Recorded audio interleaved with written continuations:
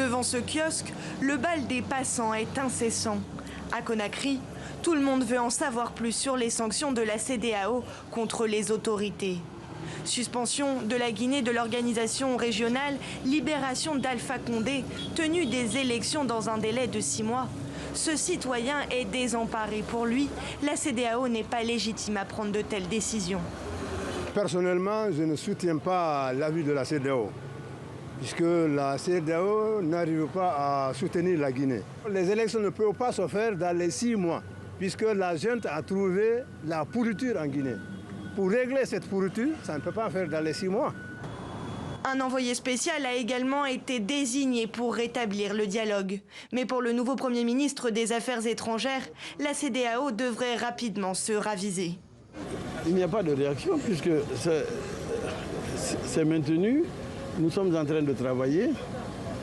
Nous avançons. Il y a un gouvernement qui est mis en place.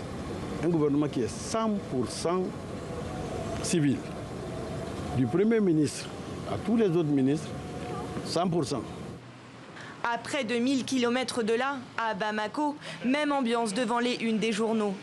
Gel des avoirs, interdiction de voyage, on ne parle que des sanctions contre les dirigeants maliens. Là aussi, les réactions sont mitigées.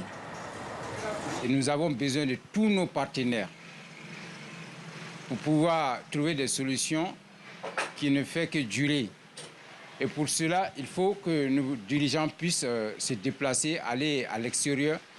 Coordinateur national du mouvement Nouvel Horizon, Cher Oumar Diallo salue, lui, la clémence des chefs d'État de la CEDEAO. C'est une décision qui a, Dieu merci, épargné aux populations maliennes une asphyxie totale qui aurait été absolument dévastatrice dans un contexte où aujourd'hui le peuple malien fait face à la cherté de la vie, fait face à une insécurité galopante, fait face également à une crise sociale extrêmement sévère. 24 heures après l'adoption de la résolution de la CEDEAO, le gouvernement malien n'a toujours pas réagi. Du côté guinéen, le gouvernement de transition a ouvert cette semaine le dépôt des candidatures pour le Conseil national de la transition.